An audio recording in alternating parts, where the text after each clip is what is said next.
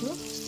2 బీరకాయల చెక్కుతోని పచ్చడి, అదే తొక్కతోని 2 బీరకాయలు శుభ్రంగా కడుక్కొని దాన్ని ఇలా ముక్కలుగా పైన చెక్కంతా తీసి ఇలా పైన తొక్కంతా తీసుకొని ఆ తొక్కతోని పచ్చడండి. దీనికి 2 బీరకాయల చెక్కు తొక్క, 1 స్పూన్ జీలకర్ర, 1 స్పూన్ సాల్ట్, 1/2 స్పూన్ పసుపు, 2 స్పూన్లు వేరుశనగకాయలు, 1 స్పూన్ ధనియాలు, 4 పచ్చిమిర్చి, కొత్తిమీర, పుదీనా, కొద్దిగా చింతపండు,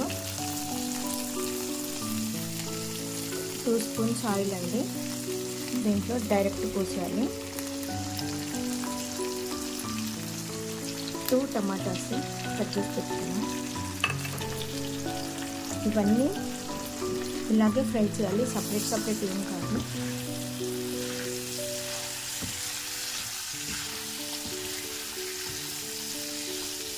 దీంట్లోనే 8 ఉల్లిపాయలు, 2 ఎండుమిర్చి, ఉల్లిపాయ రెబ్బలండి. ఇలా అన్నీ ఫ్రై అవ్వాలి. వాటర్ ఇవ్వట్టు ఒకటి వేయించుకోవడం చాలా టైం పడుతుందండి. అంటే ఇలా చేస్తే కూడా టేస్ట్ బాగుంటుంది. పొద్దున్నే జాబ్కి వెళ్ళేటప్పుడు ఒక్కొక్కటి చేయాలంటే చాలా టైం వేస్ట్ అవుతుంది. అందుకే అన్నీ ఇలా ఒకేసారి బాండీలో వేసేసి కొంచెం ఆయిల్ వేసేసి మూత పెట్టేసినాం అనుకోండి, అదే మగ్గుతుంది. ఇలా కొద్దిగా ఒక 5 నిమిషాలు ఉడకనివ్వాలి. వాటర్ ఇవ్వద్దు. ఏ కర్రీ అయినా సిమ్లో పెట్టి ఉడికిస్తే మనం వేసిన ఇంగ్రీడియంట్స్ అన్నీ ఆ ముక్కల్లో కలుపుకొని మంచి టేస్ట్ వస్తుంది. మనం ఫాస్ట్ అవ్వాలని స్టవ్ పెద్దగా చేసిన లేకపోతే మాడిపోనియద్దు. మాడిపోయినా కానీ అంత కష్టపడి చేసిన వంట మొత్తం వేస్ట్ అవుతుంది. అందుకే కొంచెం మెత్తగా సిమ్లో పెట్టి చేయడం చాలా బెస్ట్ అండి. ఇంకా అవ్వలేదండి, పెట్టి పెట్టాలి. మనం ఒక్కొక్కసారి మార్కెట్కి వెళ్ళి బీరకాయలు తెచ్చినప్పుడు ఏదో ఒకటి పెద్ద బీరకాయ అట్లాంటిది ముదిరిపోయింది అంటే లైట్ ముదిరి వేస్తారండి. అప్పుడు దాంతో కూడా మనం పచ్చడి చేసుకోవచ్చు. టెన్షన్ పడాల్సిన అవసరం లేదు. పడేయాలంటే కొంచెం ఇబ్బంది. అందుకే దీంట్లో నుండి కొద్దిగా ఇలా గుజ్జు తీసేసి, ముదిరిపోయినది గుజ్జు తీసేసి దీన్ని కూడా మనం బీరకాయ చట్నీలో వేయచ్చు.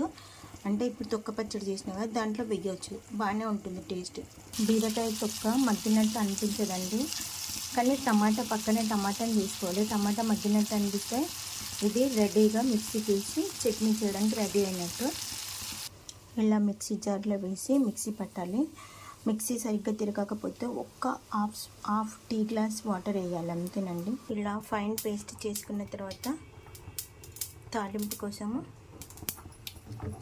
కొద్దిగా కరివేపాకు, 2 ఎండుమిర్చి, కొద్దిగా పోపులు,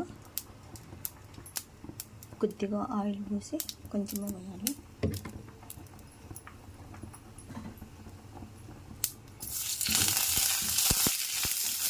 ఇది కొద్దిగా వేగిన తర్వాత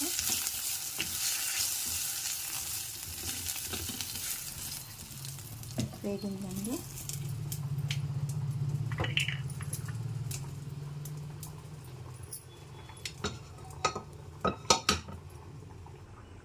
రెడీ అయిందండి. దీన్ని కొద్దిగా కొత్తిమీరతో గార్నిష్ చేసుకుంటే బీరకాయ తొక్క పచ్చడి రెడీ అండి.